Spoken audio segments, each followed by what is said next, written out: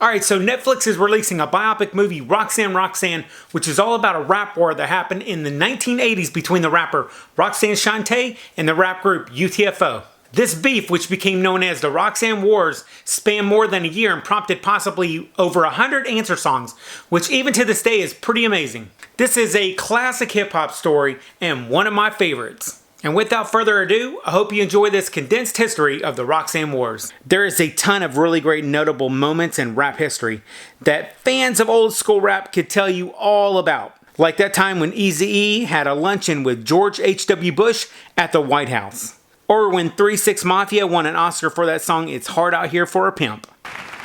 And the Oscar goes to... It's hard out here for a pimp. Oh my God! Jordan Houston, Cedric Coleman, and Paul Bogart. It's hard out for a pimp. And then there is the one story that we all seem to gravitate towards. It's the infamous Roxanne Wars between a headstrong young girl named Lolita Shante Gooden, who's better known as Roxanne Shante, and the rap group U.T.F.O, who created the now famous rap song Roxanne Roxanne, and then of course, the real Roxanne.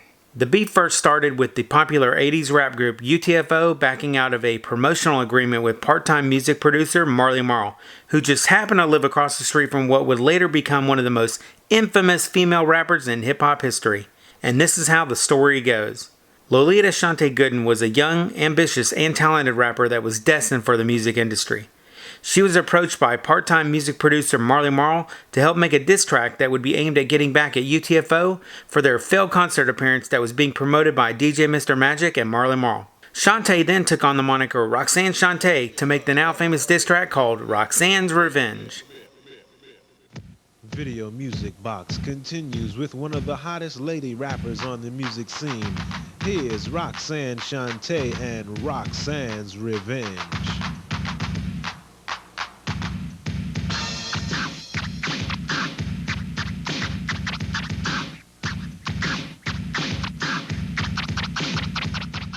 At the same time, U.T.F.O had a popular B-song rap called Roxanne Roxanne, and it was doing pretty well on the radio. The rap was about U.T.F.O trying to seduce a girl named Roxanne, but no matter what they did or said, she turned them down. The rap song was pretty tame by today's standards and was really just a fun poke at an imaginary girl named Roxanne. Roxanne, Roxanne, I wanna be your man. Roxanne, Roxanne, and here's our game plan. Roxanne Shante's rap single, Roxanne's Revenge, was released in late 1984, and the music beat was an instrumental version of U.T.F.O's Roxanne Roxanne with her own lyric over that. Well, my name is Roxanne. I don't you know, I just a cold rock a party and I do this show. I said I'm at these three guys. The original rap was very confrontational and had a ton of profanity in it, but it was still really popular, especially in the New York area, where it sold thousands of copies. Once Marly Marl realized how popular the song was, and after some legal issues, Roxanne released a new version of Roxanne's Revenge in 1985 that had a new music beat, and the foul language had been removed from the track. This single went on to be the start of the famed war that we all know so well, or should. U.T.F.O was upset with Roxanne's Revenge at first.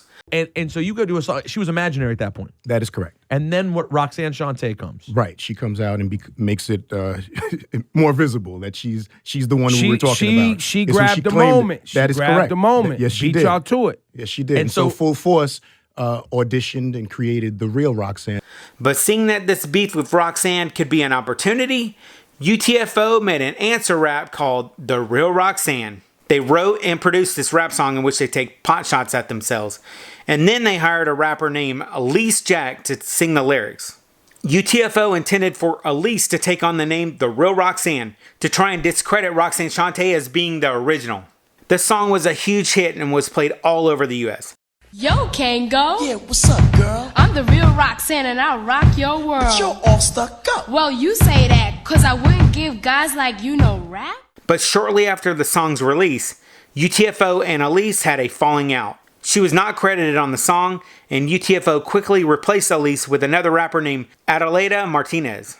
Adelaida would carry on the moniker of the Real Roxanne persona for many years to come, even though she was essentially just impersonating Roxanne Shante. To U.T.F.O in full force, they felt they had accomplished their mission. They successfully made a hit answer record, which not only helped keep their own Roxanne Roxanne rap song relevant and still hugely popular, but they were also able to at least partially take control of the identity of Roxanne and convince a lot of the public that the Real Roxanne and Shante were one person. And even if not everyone was fooled, it certainly confused the public enough that many didn't even care. After the success of U.T.F.O's Real Roxanne, things started to get a little bit crazy. And while it's not uncommon for an answer record to go back and forth once or twice, the Roxanne saga was just heating up. With Roxanne Roxanne, Roxanne's Revenge, and now the Real Roxanne all getting playtime on the radio, tons of rappers started putting out Roxanne diss tracks on their own. The first diss track to follow up the Real Roxanne was by rapper Sparky D. She hailed from Brooklyn and put out an answer tape entitled Roxanne, You're Through, which defended U.T.F.O and was aimed at trying to discredit Roxanne Shante as being a young and childish rapper.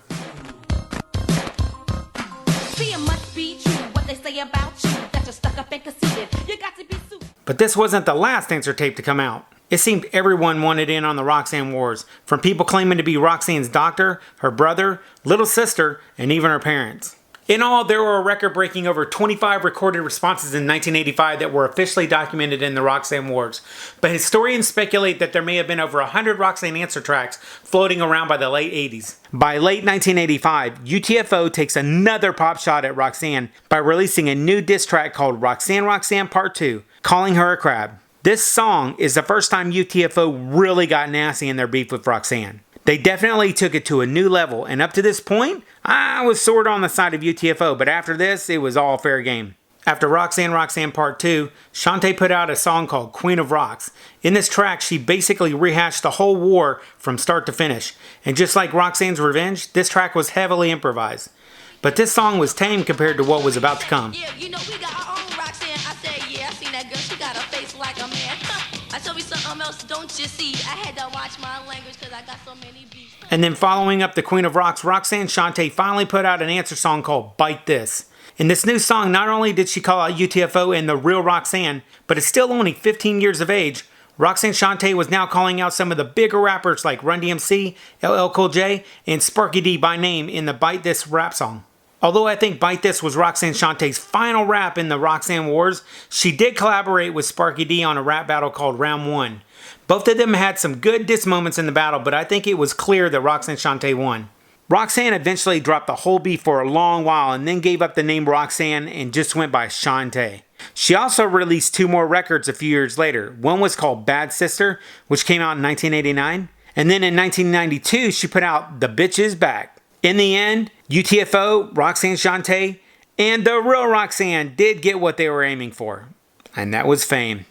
And there you have it, the Roxanne Wars. Alright my peoples, I hope you all enjoyed this telling of the history of the Roxanne Wars. If you did, please like and share this video with your friends and family. And don't forget to subscribe to the channel. And remember, if it ain't retro, it ain't worth watching.